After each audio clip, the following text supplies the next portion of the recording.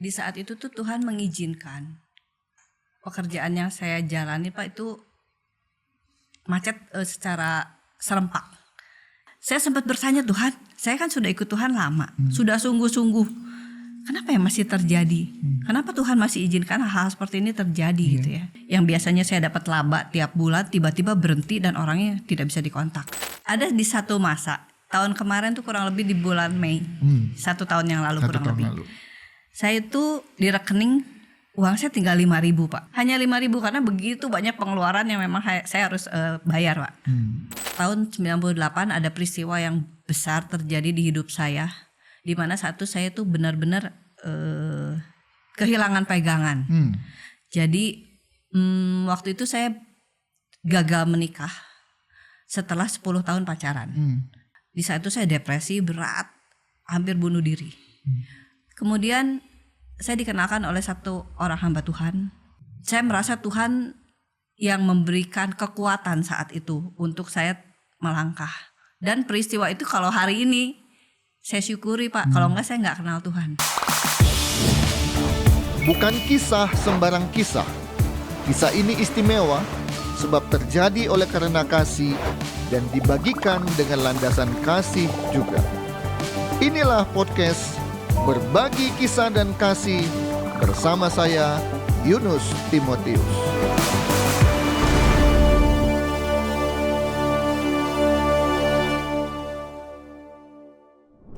Puji Tuhan, bertemu kembali dengan saya Yunus Timotius dalam podcast Berbagi Kisah dan Kasih.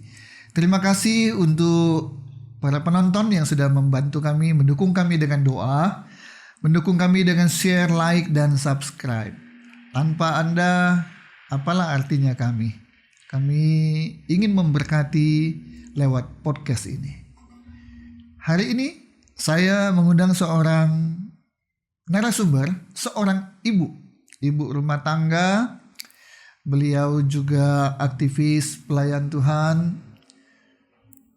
bekerja juga, dan wirausaha. Ya. Nah, apa yang kita mau dengarkan dari ibu ini?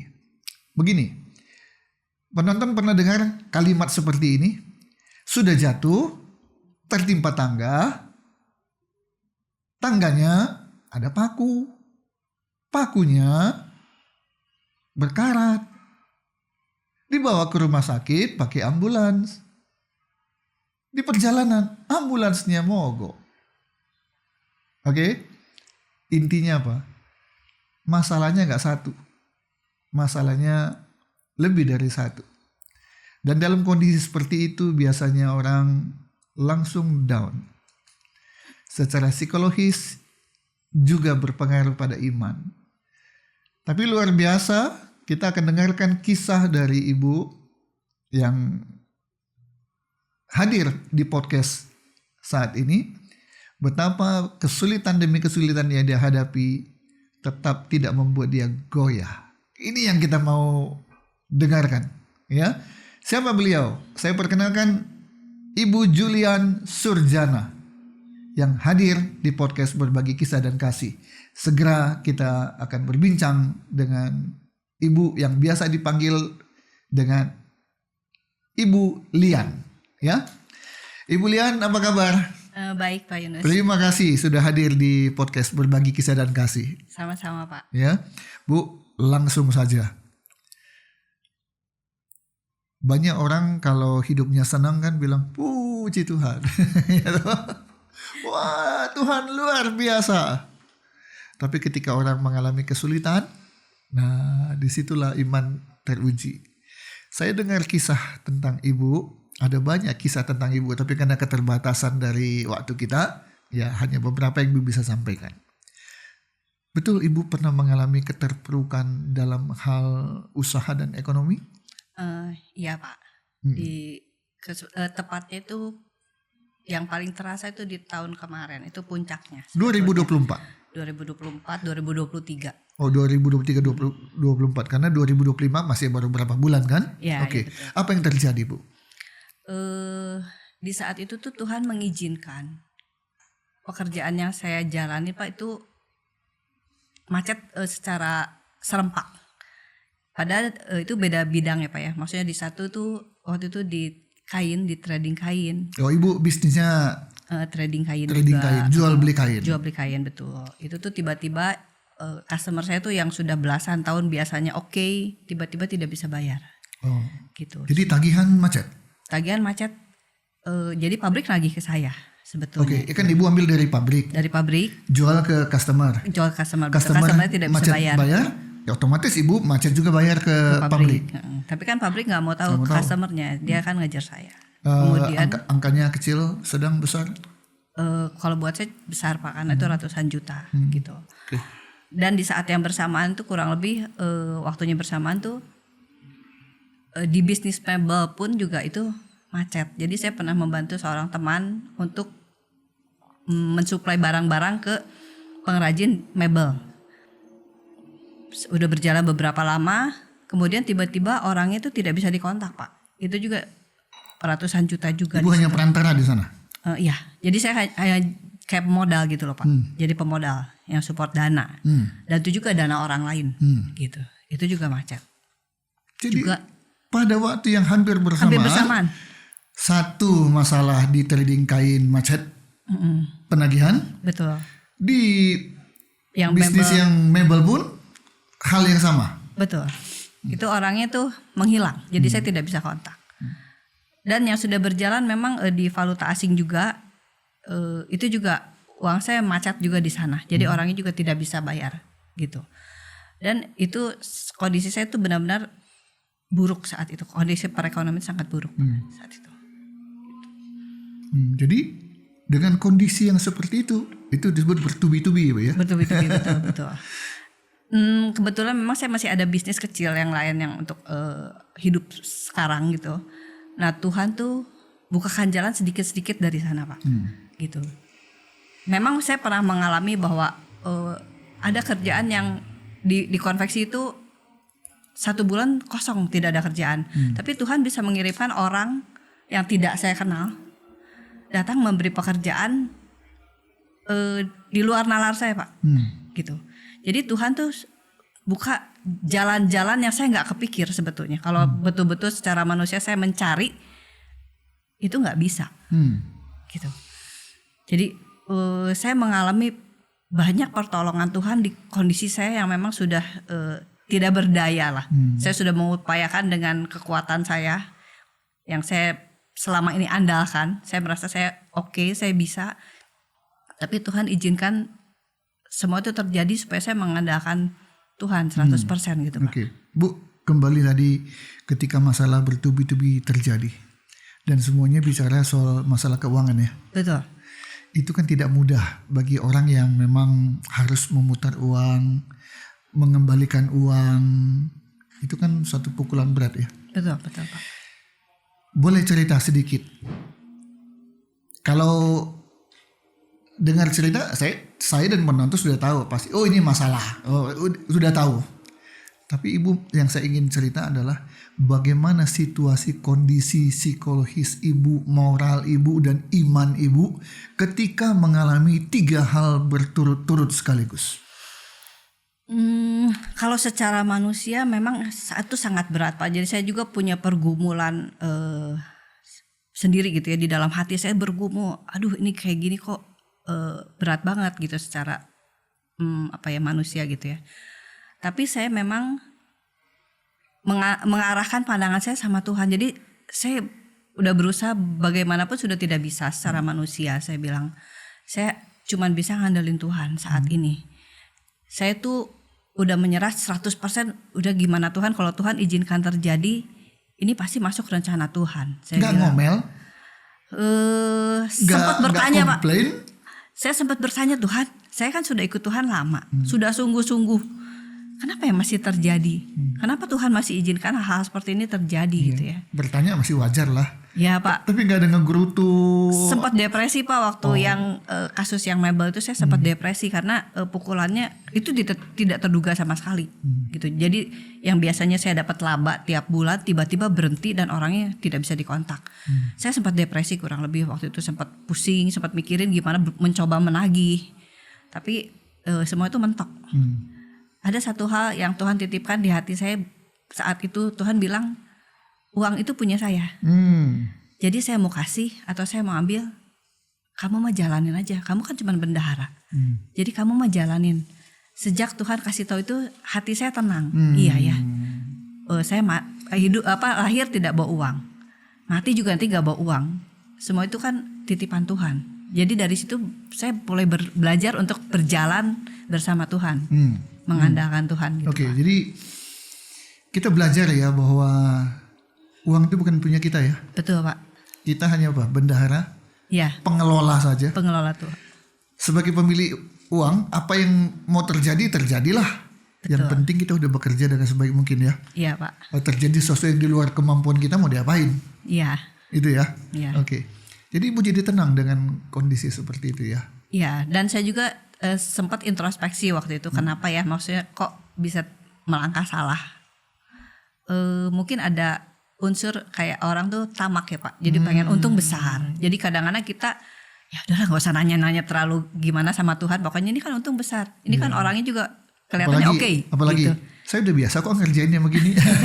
Ya. Saya udah tahu lah segala sela-selanya juga udah tutup mata juga udah tahu lah.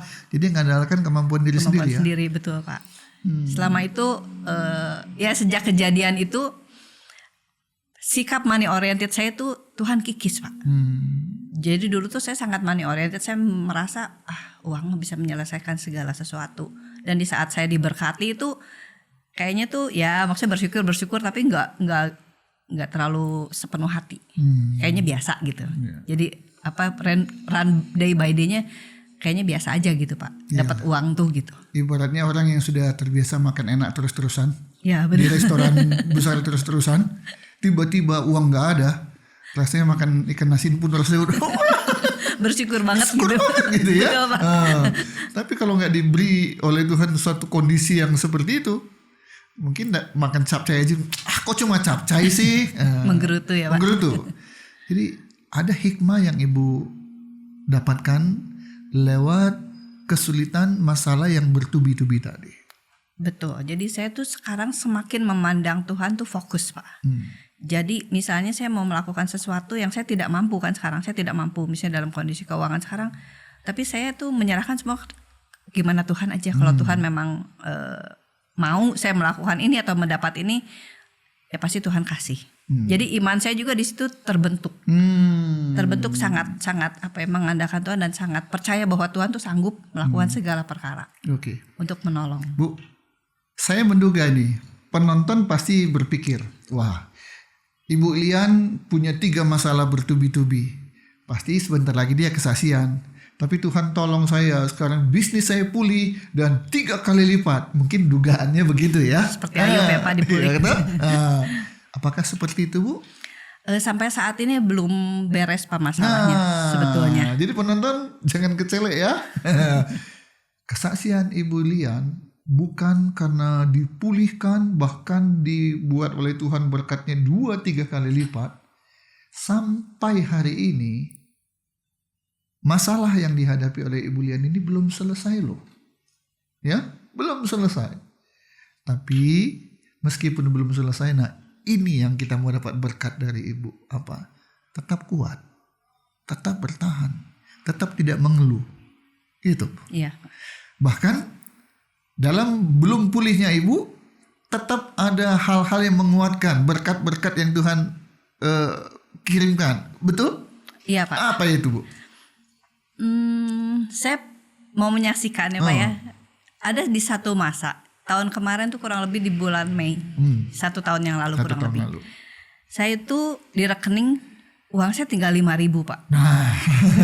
Mungkin uang yang terendah yang penonton pernah ini ya rekening minimal harus 50.000 ya. 50.000 100.000 kali sekarang Pak. 100.000 ya. Saldo minimal. Ini hanya 5.000. Hanya 5.000 karena begitu banyak pengeluaran yang memang saya harus bayar Pak. Saat itu kebayang ya, jadi orang tuh pasti ada ada kecut hati. Ya. Saya doa sama Tuhan, Tuhan, saya minta mujizat 5 roti 2 ikan. Kan Tuhan dari dulu sama, sekarang dan selamanya. Iya. Jadi ya bukannya nantang Tuhan Pak, tapi saya tuh saat itu udah nggak tahu, udah nggak bisa minta tolong sama siapapun gitu loh. Saya sama doa saat itu, Terus tiba-tiba hari yang sama. Jadi saya waktu itu mengalaminya pagi kurang lebih jam 10-an saat itu. Hari yang sama sekitar jam 5 sore saya dapat WA dari seorang saudara. Dia bilang, "Saya boleh telepon?" Dia hanya bilang gini, "Ci, saya tuh disuruh Tuhan untuk transfer Cici," dia bilang. Orang ini tuh kenal saya sudah 30 tahun dan kita tidak pernah urusan soal uang, Pak. Tidak pernah pinjam, tidak pernah apapun gitu soal uang. Dan saya tuh sudah mengenali, kalau Tuhan memang menggerakkan hati seseorang pasti seperti itu. Oke, saya bilang, makasih, saya bilang, udah aja saya tutup. Dan gak lama dia bilang, saya sudah transfer. Dalam hati saya, Pak, namanya manusia ya, kadang-kadang suka mengecilkan gitu loh pertolongan Tuhan. Berapa sih ya dia kirim lah kayak gitu.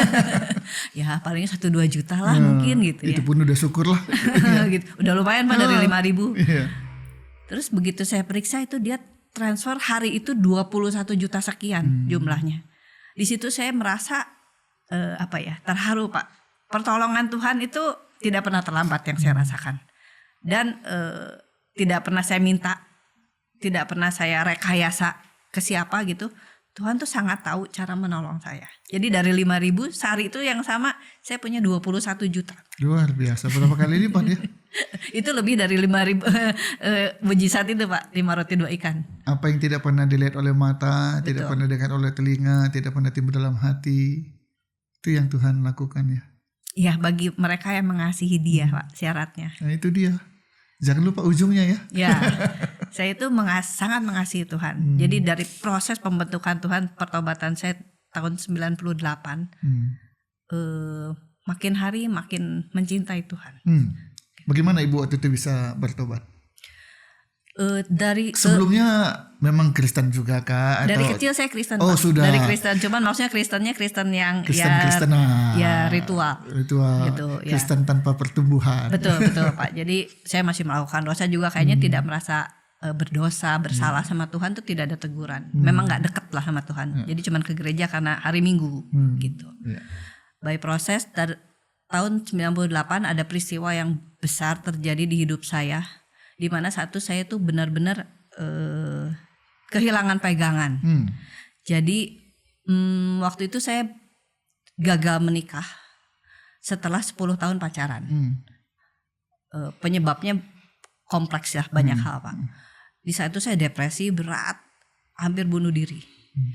Kemudian saya dikenalkan oleh satu orang hamba Tuhan. Di situ dia menjadi gembala saya dan saya dibimbing secara rohani. Di situ saya baru lahir baru, mengenal Tuhan dan belajar tentang Tuhan. Sampai saat ini, Pak.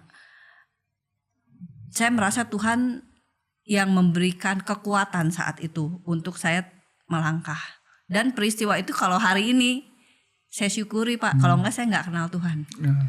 Gitu. Jadi kehilangan seseorang yang disayangi, dicintai, tapi justru mendapat penggantinya Tuhan Yesus. Betul, Pak. Betul. Jadi kadang-kadang rencana Tuhan itu kita nggak ngerti ya. Kadang melalui peristiwa-peristiwa buruk malah, Pak. Karena memang saya tuh dulunya orangnya sangat keras kepala, sangat bandel gitu loh. Jadi Tuhan tuh bikin saya tuh benar-benar bertekuk lutut. Sampai betul-betul gak bisa, ya, gak bisa mengupayakan dengan apapun gitu. Jadi ada orang yang dikasih sentilan dikit udah langsung ya saya salah. Tapi ada orang sudah dikasih sentilannya, pukulan apapun tetap aja bandel. Nah, untuk orang-orang seperti itu memang perlu ya seperti yang ya. Tapi luar biasa ketika menghadapi apa yang Ibu ceritakan, sudah persiapan untuk menikah ternyata tidak jadi, itu benar-benar, apalagi seorang perempuan loh. Laki-laki pun mau ngalami gitu pun pasti terpukul ya. Apa yang buat Ibu kuat menghadapi itu? Apa karena tadi dibimbing, dimentori, atau bagaimana waktu itu? Di saat itu memang dibimbing, Pak, secara intensif, di mana step by step tuh saya dikasih tahu saya harus bagaimana. Salah satunya yang terbesar itu adalah soal pengampunan. Itu yang paling berat yang saya rasakan, untuk mengampuni seorang yang memang menyakiti saya gitu ya. Tapi karena kan Tuhan bilang kalau kamu tidak mengampuni, Tuhan juga nggak ngampuni kamu. Jadi pelajaran-pelajaran firman Tuhan tuh saya berusaha menjalankan, Pak, supaya ya tidak memukul saya kembali gitu loh Pak. Jadi waktu saya tidak bisa mengampuni itu, saya tuh benar-benar kayak tertekan. Jadi kehilangan damai sejahtera gitu. Tapi setelah beberapa waktu saya berhasil melepaskan pengampunan itu, damai sejahtera itu ada di hati saya gitu. Jadi kalau kita mengampuni itu bukan buat orang itu ternyata buat saya. Memang harus diakui, Ibu kan ngalami sendiri kan? Iya Pak. Untuk mengampuni itu tidak gampang ya. Iya. Ya, ngomong sih enak. Nyanyi lebih enak lagi. Tuhan selalu ampuni. Tuhan ngampuni, tapi kalau saya enggak. Kadang-kadang orang nggak sadar Pak, kalau kita nggak mengampuni kan Tuhan nggak mengampuni kita itu loh Pak. Atau nyanyi mengampuni lebih sungguh. Tapi giliran kita harus melakukan itu, kita ngeles. Nantilah, tunggulah, enggak lah. Apa yang Ibu bisa share? Karena sudah pengalaman nih. Betul Pak. Ibu berhasil mengampuni, apa rahasianya Bu? Karena saya merasa jadi gini, orang itu yang bersalah sama kita tuh sebenarnya tidak patut diampuni, memang betul. Jadi semua yang melakukan kesalahan itu pasti ada salahnya Pak. Yang kalau diukur secara manusia itu pasti ya sebenarnya kamu nggak layak untuk diampunin gitu. Cuman ya itu salah satunya itu karena takut Tuhan tidak mengampuni saya, dan saya tuh mau menjalankan firman Tuhan. Jadi saya fokus untuk melakukan firman untuk Tuhan. Jadi kalau kita didik orang Kristen itu jangan hanya Kristen teori lah ya. Betul Pak, jadi harus praktek. Praktek ya. Tuhan suruh ngampuni ya udah, jangan berdalih-dalih. Beginilah, begitulah Pak. Ngampuni aja. Ya. Iya betul. Dan ketika kita melakukan seperti Ibu udah rasakan, bagaimana Bu setelah mengampuni? Itu tuh ada kayak kelepasan, kemenangan besar di hati saya Pak. Jadi saya tuh berhasil menaklukkan ego saya sendiri untuk mengampuni gitu. Untungnya buat saya sebetulnya Pak. Itu ya. Kalau mengampuni. Tapi kalau kita masih menyimpan rasa sakit hati, tidak mau mengampuni, justru menyimpan sampah dan menyimpan penyakit ya Bu ya. Betul. Dan bukan berarti kalau kita mengampuni Tuhan juga lepas tangan, orang yang jahat tuh dibiarkan. Itu urusan Tuhan lah. Itu urusan Tuhan, karena pembalasan tuh hak Tuhan. Tuhan. Dan saya melihat memang Tuhan tuh adil, Tuhan tuh baik gitu loh Pak. Gitu. Dia menjaga kita dan memproses juga gitu orang-orang yang jahat sama kita gitu ya kalau dalam peristiwa saya. Iya. Oke, Ibu berhasil melalui sebuah masalah besar karena lahir, jodoh, meninggal itu kan hal-hal yang penting dalam hidup manusia. Betul. Nah, pernikahan itu adalah salah satu hal yang penting, dan di situ Ibu mengalami masalah bisa selesai, ya. Iya Pak. Tapi tidak hanya itu kan? Iya. Jangan ada orang berpikir, oh kalau begitu Ibu jomblo seumur hidup, enggak kan? Enggak. Gitu? Enggak. Jadi after peristiwa itu saya fokus untuk melayani Tuhan sebetulnya. Fokus untuk melayani Tuhan, tidak mikirkan soal jodoh atau apapun. Dan Tuhan mempertemukan saya dengan suami saya itu, ya kalau dalam kacamata orang kayaknya kebetulan. Tapi memang itu Tuhan sudah rancangkan Pak. Gitu. Kita orang beriman tidak percayalah pada kebetulan. Semua sudah ada dalam rencana Tuhan. Betul. Ya. Betul. Oke. Sekarang punya suami dan punya anak berapa? 2 orang Pak. 2 orang. Laki-laki. Usia? 21 dan 18 tahun. Oke. Jadi ya clear ya. Masalah sudah dilalui dengan pertolongan Tuhan, bahkan lewat itu terjadi pertobatan. Iya. Kemudian taat pada firman Tuhan, terjadi pengampunan dan kelepasan. Iya. Jadi nggak kita hanya melepaskan orang lain dari kesalahannya, udah itu urusan Tuhan, tapi kita melepaskan juga segala sesuatu yang bermasalah di hati kita ya. Iya. Ada kelepasan, ada kedamaian, ketenangan. Oke. Nah kemudian Ibu kan tetap masih bekerja ya. Ibu, saya dengar kan bekerja ya. Iya. Bekerja, tapi juga punya bisnis. Iya. Ada bisnis kecil-kecilan. Dan melayani Tuhan juga. Betul. Oke. Nah, dan tadi Ibu sudah sampaikan bahwa sampai hari ini pun sebenarnya masalah yang Ibu hadapi belum sepenuhnya selesai dan pulih. Betul Pak. Betul. Ya. Tapi tetap pertolongan Tuhan tidak pernah lepas dalam kehidupan Ibu. Ya, Berkat-berkat Tuhan, walaupun orang bilang ya kan belum selesai, tapi pokoknya selalu ada jalan Tuhan, ada pertolongan Tuhan yang terjadi. saya pernah berpikir kenapa ya Tuhan kok saya mesti ngalamin semua ini gitu. Saya bertanya sama Tuhan. Tuhan bilang supaya kamu merasakan di saat nanti Tuhan izinkan untuk bertemu orang-orang yang mengalami hal seperti saya. Karena saya pikir masalah saya Tuhan gampang ya untuk membereskan gitu. Ternyata Tuhan punya tujuan lain gitu di hidup saya dengan membiarkan saya mengalami ini semua, Pak. Dan memang terjadi beberapa orang teman saya yang mengalami masalah-masalah berat gitu ya dalam kehidupannya, curhat sama saya. Jadi saya bisa membagikan pengalaman hidup saya. Karena Ibu sudah mengalami duluan. Karena saya sudah mengalami, Pak. Bagaimana kita mau mengatakan orang yang kuat, ya kita sendiri gak pernah mengalami kesulitan ya. Betul.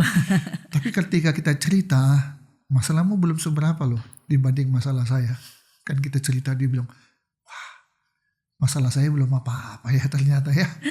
Serasa dunia mau menimpa saya. Ya. Tapi Ibu lihat ternyata masalahnya luar biasa.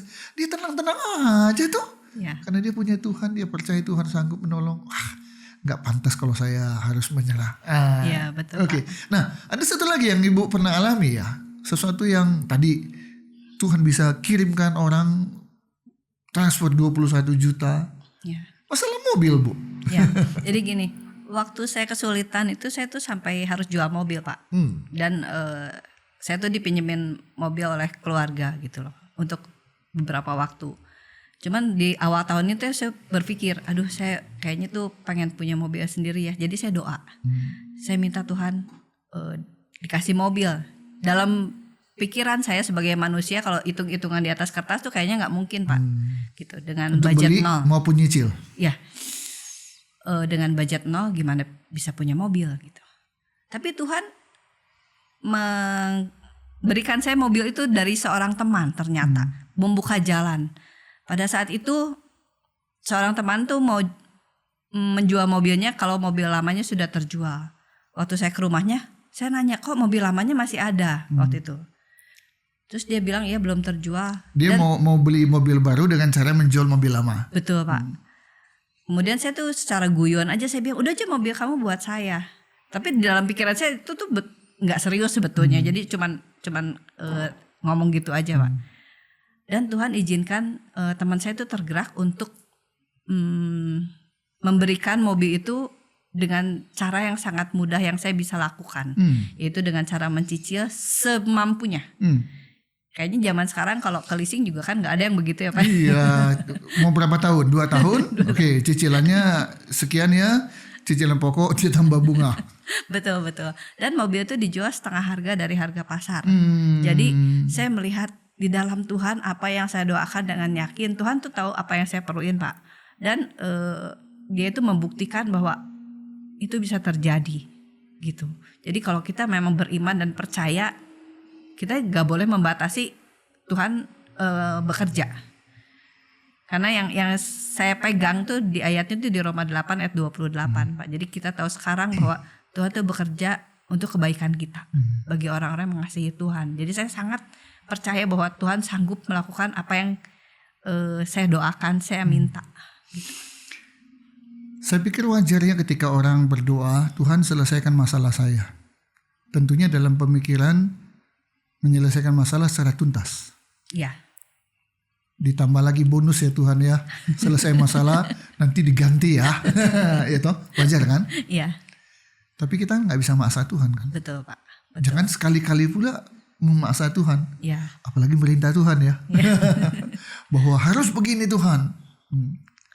Cara Tuhan macam-macam. Bahwa ternyata dia hanya menjawab dengan katakanlah seperti mencicil gitu ya. Iya. Pertolongan kecil. Di situ kita harus peka. Tapi hal itu jadi membuat saya tuh benar-benar berpegang sama Tuhan setiap hari, Pak.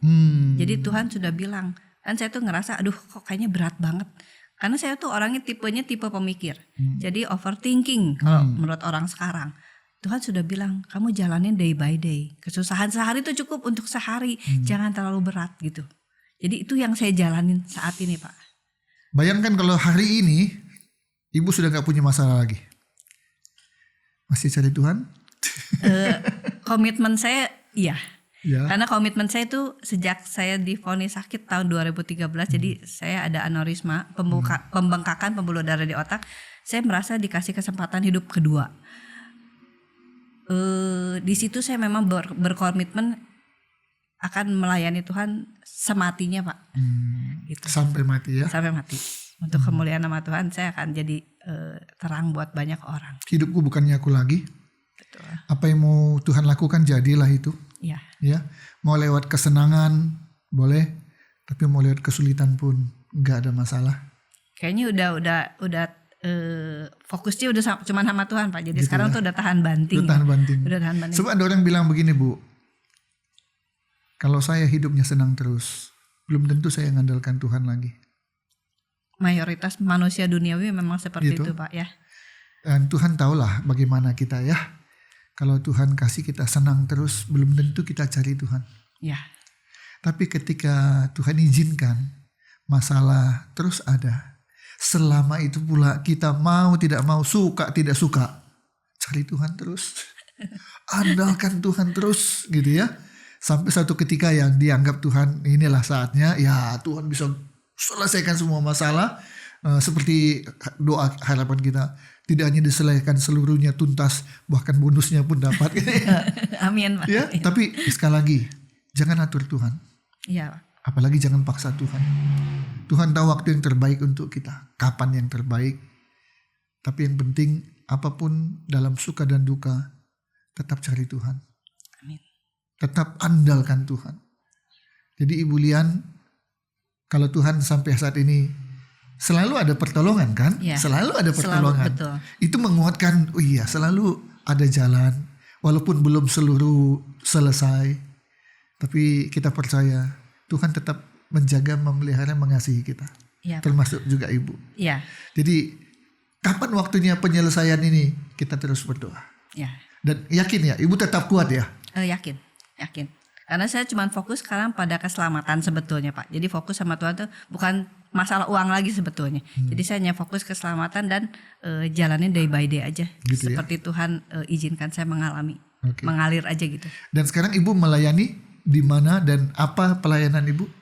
Saya bergereja di GPKDI Tabernakel Kasih. Gereja Pentakosta di Bandung, Pak. Itu saya sebagai diaken pelaksana ibadah. Jadi yang bertanggung jawab untuk keberlangsungan suatu ibadah. Segala macam. Jadi apa aja yang harus dikerjain itu Bu? Segala macam tuh dari personil yang melayani, dari mereka penjadwalan, latihan, terus juga waktu live di tempat dan live di YouTube juga untuk sound system segala macam semua, multimedia segala macam. Jadi kalau ada masalah tuh Itu pasti di bawah saya yang turun koordinasi tangan. Ibu? Betul. Oh.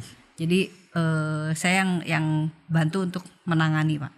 Itu nggak lazim ya dikerjakan oleh seorang perempuan ya? Ya memang kebetulan memang Tuhan percayakan di sana. Jadi saya itu memang ya Tuhan mau suruh apa juga udah nyemplung aja gitu, Pak. Gitu ya? Nggak milih-milih lagi lah? Udah nggak milih Apa yang Tuhan suruh kerjakan selama Betul, memang betul. masih mampu ya? Ya, jadi saya itu bukan full timer. Saya tidak dibayar oleh gereja sesen pun, tapi saya full heart untuk melayani. Wah, Gitu. saya juga mau tuh punya jemaat seperti itu ya. Hatinya udah untuk Tuhan, hidupnya udah untuk Tuhan, tapi tidak berharap mendapat sesuatu dari apa yang dia kerjakan. Betul. Karena pelayanan saya itu bukan karena Tuhan, saya mengharapkan sesuatu dari Tuhan sebetulnya, tapi karena Tuhan sudah memberikan terlalu banyak buat saya sebetulnya. Gitu ya? Ya. Oke. Jadi sampai hari ini keluarga Ibu satu suami dengan dua orang anak laki-laki. Betul. Dan semua saat ini dalam pemeliharaan Tuhan. Iya. Oke. Ya. Kalau Ibu diminta untuk menyampaikan sesuatu kepada para penonton, ya, untuk memberikan kekuatan kepada para penonton, apa yang Ibu mau sampaikan? Silakan. Kita harus tetap bertahan dalam kondisi yang Tuhan izinkan terjadi. Dan pesan saya, tapi kita harus hidup sesuai dengan firman Tuhan. Jadi kita doa apapun juga Tuhan dengar sebetulnya. Kalau kita hidupnya berkenan kepada Tuhan, Tuhan pasti jawab, Tuhan pasti tolong. Gitu. Jadi harus jangan putus asa, Karena dalam Tuhan tuh ada pengharapan. Sekalipun yang kita harapkan besok ya Tuhan, besok ternyata tidak sesuai dengan harapan kita. Apapun yang terjadi Pak, jadi apapun yang terjadi tuh kita mesti percaya bahwa itu terjadi karena seizin Tuhan. Gitu. Kan disebutkan bahwa segala perkara dapat kutanggung di dalam Dia yang memberi kekuatan kepadaku. Itu di Filipi 4 ayat 13. Itu juga memberi saya kekuatan waktu saya menghadapi banyak masalah gitu. Jadi, karena Tuhan yang memberi kekuatan. Kita sanggup menanggung itu bukan karena hebatnya kita. Betul. Tapi di Karena dalam Tuhan. Dia. Iya. Artinya andalkan Tuhan. Betul Pak. Oke, jadi artinya para penonton jangan pernah lupakan Tuhan dalam setiap senangnya kita, Ya. juga susahnya kita. Ya. Tetap ajak Tuhan bersama-sama. Ajak Tuhan bersuka cita dengan berkat-Nya. Ajak Tuhan juga untuk jangan lupa Tuhan ini masalahku. Ya. Tuhan nggak pernah lupa dan tidak Nggak pernah lupa, terlambat ya. Pak. Ya kan? Tuhan tetaplah bersama denganku, karena dengan bersama Tuhanlah aku bisa menjadi kuat dan bisa lepas dari segala masalah. Amin. Ya. Baik para penonton semua, luar biasa episode kita kali ini. Saya tahu mungkin penonton bertanya-tanya, Ibu Lian kan bukan orang terkenal. Tapi bukan soal terkenalnya. Tapi apa yang dia bisa ceritakan, kisahkan, yang bisa memberikan kekuatan kepada kita, khususnya bagi orang yang saat ini sedang punya masalah. Tuh Ibu Lian aja kuat, masa kita nggak kuat gitu ya. Nah, kalau Tuhan tolong Ibu Lian dengan pertolongan walaupun ya nggak secara tuntas semua menyelesaikan, pertolongan Tuhan juga sedang terjadi pada kita semua. Amin. Ya, karena Tuhan Yesus, Tuhannya Ibu Lian, juga Tuhan kita semua kan, sama. Ya, jadi jangan pernah menyerah dalam berbagai kesulitan kita. Tuhan tetap ada bersama dengan kita. Amin. Ya, terima kasih Ibu Lian untuk Sama-sama, Pak. kisah yang sudah disampaikan kepada kami. Bahwa kasih Tuhan ada selalu bersama dengan Ibu, Ya. juga bersama dengan seluruh penonton yang menonton podcast ini. Sama-sama. Tuhan Yesus memberkati Bu. Terima kasih. Demikian para penonton podcast Berbagi Kisah dan Kasih episode kali ini dengan narasumber Ibu Julian Surjana, seorang ibu rumah tangga, seorang pelayan Tuhan, seorang karyawan, tapi juga seorang wirausaha. Semoga apa yang penonton saksikan menjadi berkat bagi semua. Jangan lupa dukung kami dalam doa, like, share, dan subscribe agar podcast ini menjadi berkat bagi semua penontonnya. Sampai bertemu di episode yang berikut. Saya Yunus Timotius. Tuhan Yesus memberkati kita. Amin.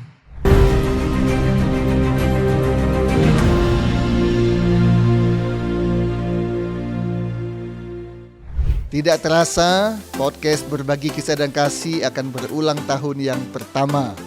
Karena itu, kami mempersiapkan sebuah edisi atau episode khusus.